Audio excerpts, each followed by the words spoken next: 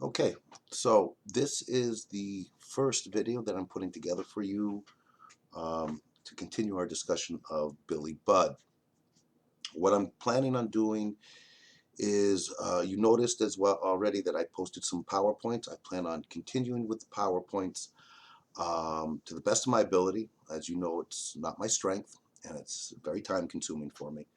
And I'm going to put together these videos and we're going to see how they work out.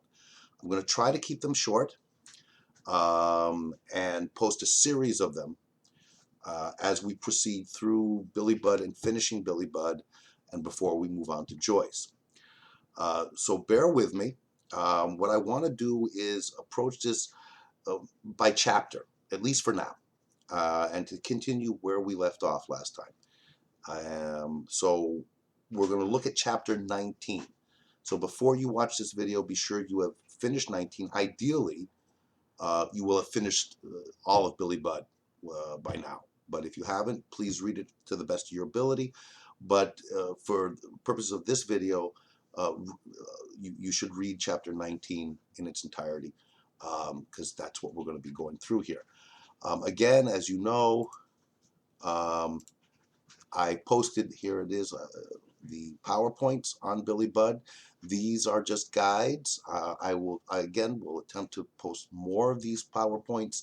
We're gonna see how it goes. Keep in mind, this is a new experience, and we're gonna have to feel our way through it. We should stay pretty much on our schedule. Um, the 2 weeks that we kind of lost can be made up because we're supposed to do an in-class midterm and an in-class final. Those are the two classes that we are making up, so to speak. For the midterm, I can tell you now, and you would have noticed this because I posted this on Omnivox. For the midterm, it will be a take-home midterm. I will post the topic for the essay that you're to write for me for that midterm. It's worth 30%. And you'll have 2 weeks from the time that I post the topic and the question until you have to send it to me through Omnivox. So you'll have plenty of time, and I'll be getting to that probably next week sometime. We have to still, things are very fluid, so we're trying to work things out. So check Omnivox on a regular basis for notices and updates and more PowerPoints and more of these videos, which I'll try to do to the best of my ability. So for now, what I've done is I have gotten the text up on the screen here that you can see. And I want to continue as much as we can with the close reading approach that we have already engaged in. Again, complemented with whatever commentary that I'm going to give in these videos, as well as the PowerPoints. All right. We are working on trying to get a Google Greet, I think it's called, where we can be live online with each other. I'm not sure how that's going to materialize. We're working on it, but if we can come up with that, that'll give you a chance to interact with me directly with questions, and of course, you can always send me any questions or concerns you have through Omnivox. Okay, so let's take a look at this chapter 19. Um, it's obviously a very pivotal moment in the text. So we're going to go unpack it because it's when the accusation is. It's in this chapter is where Claggart makes his accusation against Billy Budd. Now we've already talked about the themes of evil versus innocence, and we know we have a good idea who Claggart is and who Billy is. A relatively good idea.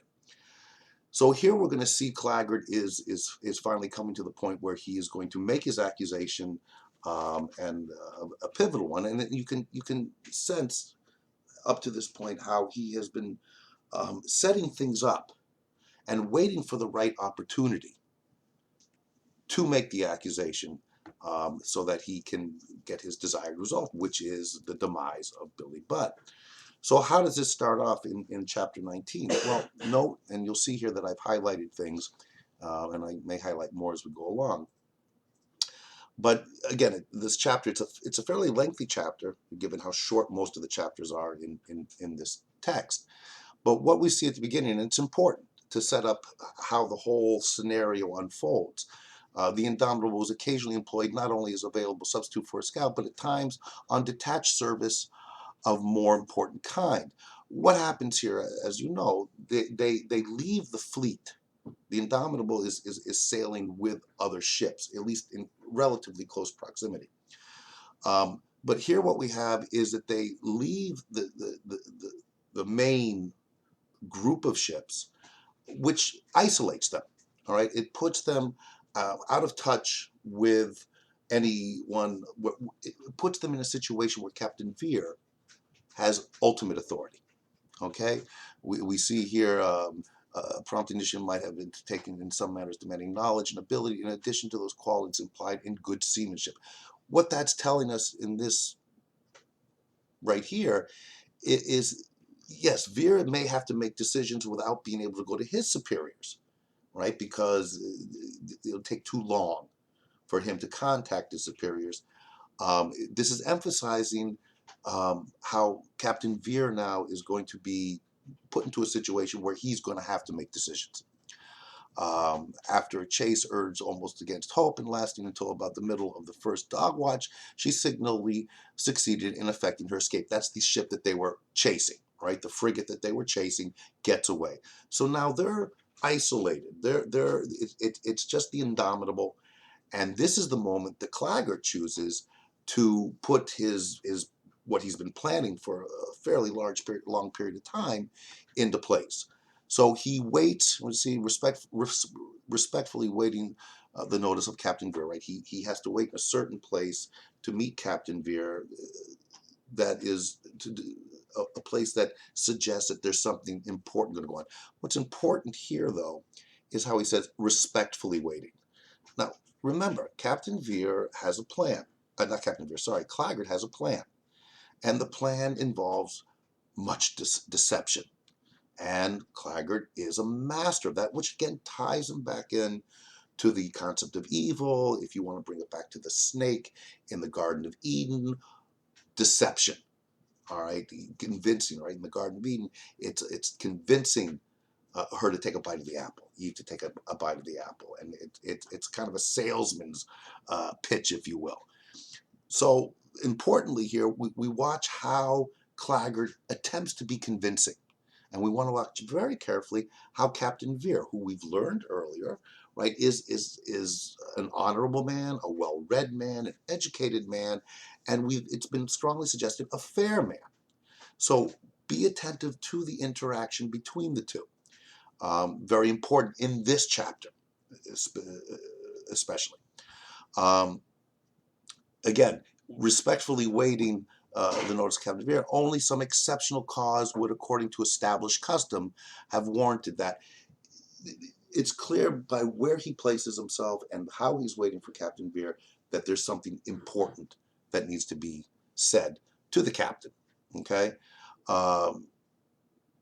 We'll move here. This is, again, because we don't have time to go through it in the kind of detail I would prefer. But Captain Veer's initial reaction to Claggart, he doesn't know Claggart that well, right? Keep that in mind. But his initial reaction is one of a vaguely repellent distaste. He senses something, and again, we're looking at how Captain Veer is a great observer of people and to read people. So he immediately is suspicious of Claggart, even before Claggart starts his accusations. With an air of subordinate grieved at the necessity of being a messenger of ill tidings. This is an air of subordinate grief. This is the mood. This is the atmosphere that Claggart is trying to invoke. Right? He's humble, hat in hand, if you will. What he said conveyed in the language of no uneducated man, which would be something that Captain Veer would recognize. That during the chase, the preparations for the possible encounter is seen through. He had seen enough to convince him that at least one sailor aboard was a dangerous character on the ship. Okay, and again, this we have to remind ourselves, right? All the talk about the mutinies, that this is a very precarious time. They're at war. There were these mutinies. And Claggart, as master of arms, is supposed to be looking out and making sure that everyone is behaving properly. So there's nothing obviously unusual about this.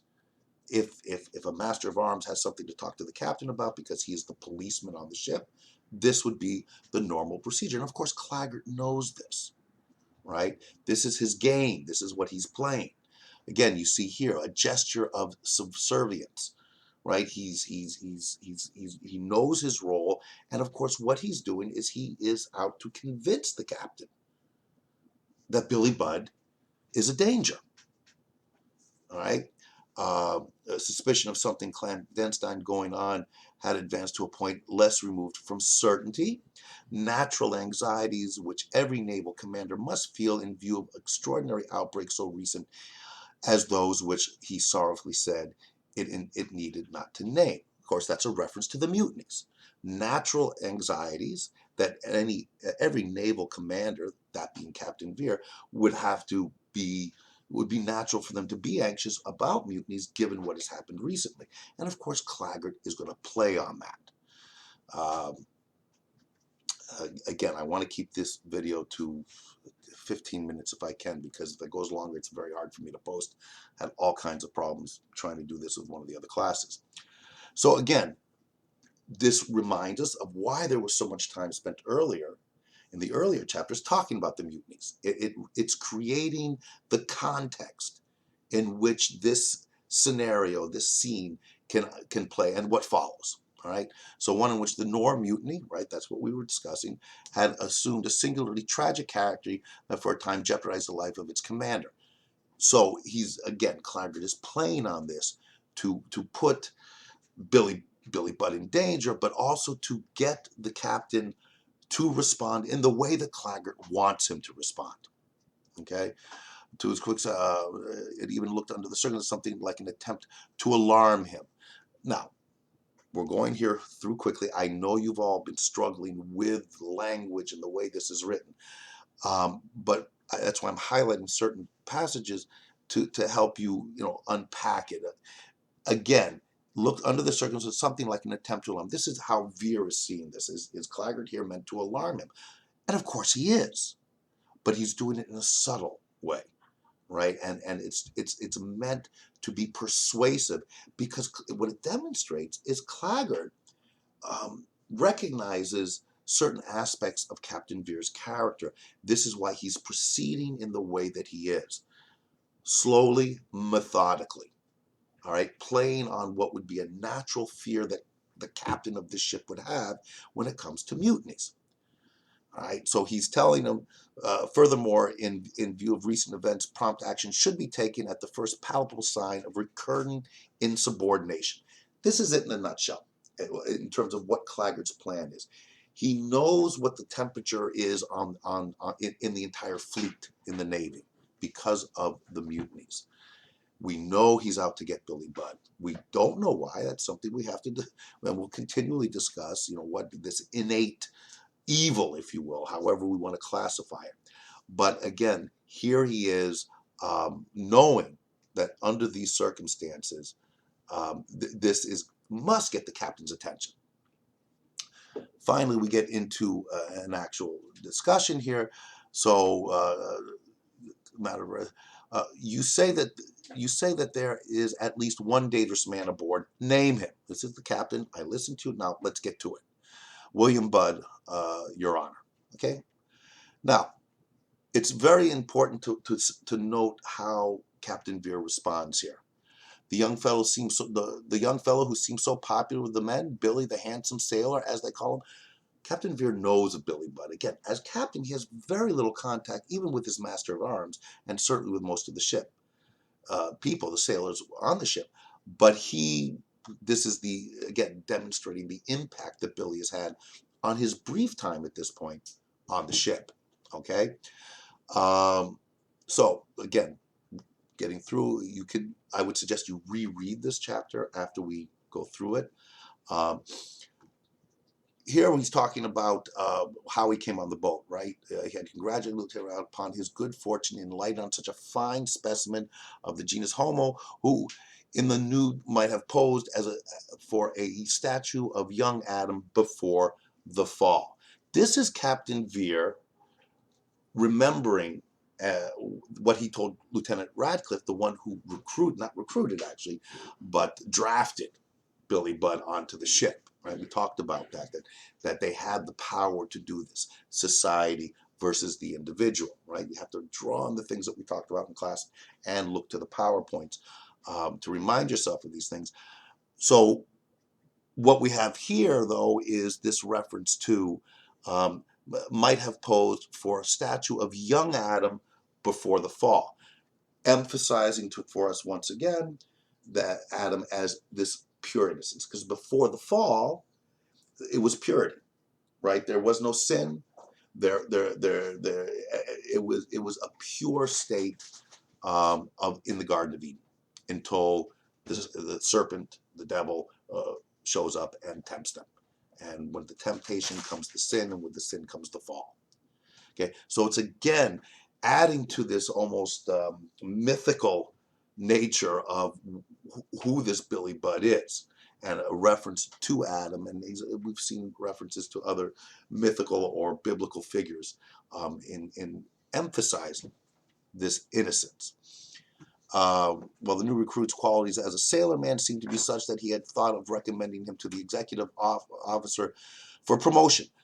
This, again, we're getting Captain Veer now, we're getting his take on Billy Budd. So not only is he beautiful, handsome sailor, could be a statue of young Adam before the fall, but he's also a great sailorman. And Captain Veer was considering promoting him already, even at this early stage of Billy Budd's time on the ship. So what we're getting here then is Captain Veer going, okay, you're telling me that there's trouble on the ship. You've been hearing things that there could be some kind of mutiny, some kind of trouble. Now you're elevating that. You're elevating that um, to accusing about the last man you would expect to be accused of this. So what this is demonstrating is Captain Veer's skepticism. It's important to remember, those of you who have finished the book, and I hope it's all of you at this point, you know what's coming and the decisions that Captain Veer is going to have to make. Okay? But this is giving us a clear indication of how Captain Veer feels about Billy Budd, and to a large extent how he feels about Claggart. Remember, Captain Veer is an educated philosopher of sorts, and he's seemingly reading this quite well. And so he says to Claggart, do you come to me, Master at Arms, with so foggy a tale? Right? We've discussed fog, what it suggests, that clearly he the fog is suggesting that this is not a clear accusation. As to Budd, cite me an act or spoken word of his of what you in general charge against him. So what he's doing here is he's saying, give me details. Okay, you're making these accusations. They're foggy. They're foggy. You're not being clear. I need greater detail. Okay, a natural reaction that Captain would have with Claggart. But of course, Claggart's prepared for this. Ah, Your Honor, he says here, right? Ah, Your Honor. He circumstantially alleged certain words and acts which collectively, if credited, led to presumptions mortally inculpating Budd. And for some of these averments, he added substantiating proof was not far. So what that means is these are it's circumstantial evidence. This is what Claggart's saying. I don't have actual proof yet, but I felt it's my duty to come to you as Master of Arms to tell you this is what I'm hearing. It is fairly circumstantial at this point, but, and this is the key, proof was not far. All right. Now, again, it seems almost as if Claggart isn't prepared to take this all the way, right? It's circumstantial evidence. I don't have actual proof yet, but Claggart has been working on this for quite a while. And remember, he chooses to act because the ship now is away from the fleet. It's isolated, and this is going to force Captain Veer to make decisions. And this is what Claggart is looking to. He's looking to push the situation, take advantage of the circumstances and the context in which he's in, and to now finish off Billy Budd, which he has been clearly looking to be doing. Um, so, Captain Veer made him an earnest encounter. We see here the perplexity he envisaged proceeded less from aught touching the man informed against, as Claggart that was opined, than from considerations how best to act in regard to the informer. The informer here is Claggart. What this passage is telling us is that Captain Veer pretty much doesn't believe Claggart. And he's now trying to figure out, how do I best deal with this informer if he's making these false accusations? He's very suspicious of Claggart. Not Billy, because his opinion of Billy, from what he's observed, he was ready to promote him. Billy, again, is the perfect individual, right? An Adam before the fall. Even for clarification, if Claggart was a false witness, that closed the affair. Okay, that's how he's seen it. So the captain is trying to figure out how to navigate through this situation.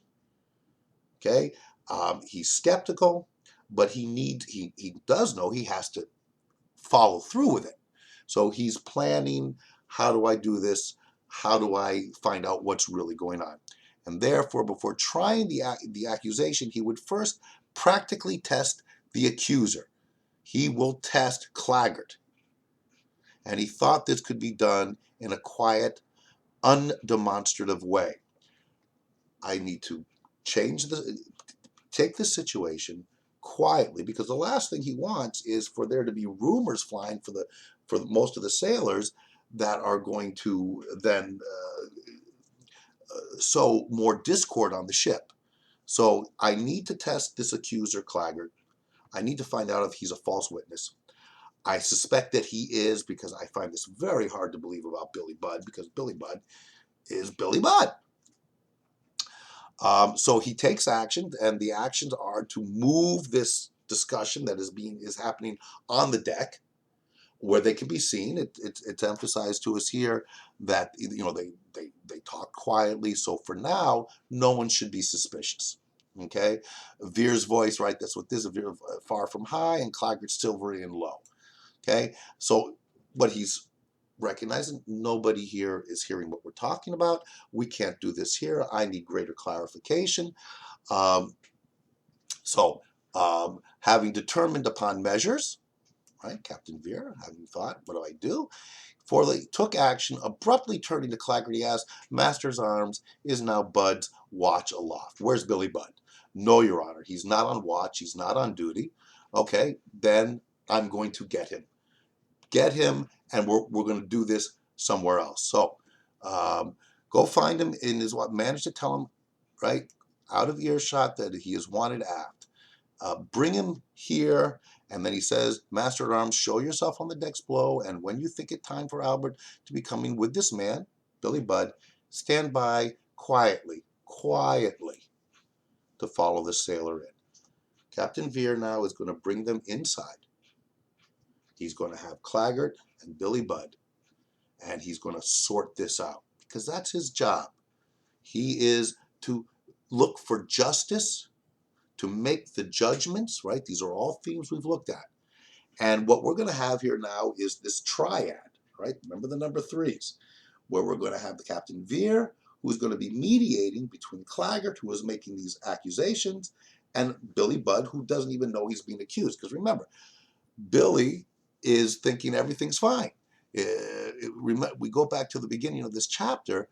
After the mysterious interview in the Four Chains, the one so abruptly ended there by Billy, when the guy was tempting Billy with the coins, and Billy said, you better get out of here or I'm going to beat you up.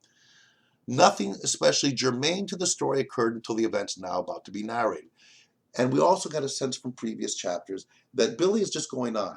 Right? The Dankster, he's saying, well, Dankster, I'm not sure the Dankster is right. and he's just going on doing his thing. So he's not suspicious. That's part of his innocence. Okay, I'm going to stop it here. Look this over. I'm going to come back to it. We're going to move. I don't know which chapter I'm going to do next. Please try to finish as soon as you can. I will. I won't jump to the end yet. You'll probably have 2 or 3 more of these types of videos with specific chapters in mind, looking at the themes, a continuation of the themes. We should finish this in the next couple of weeks before we move on to James Joyce. If we need a little extra time, we'll take it. Okay.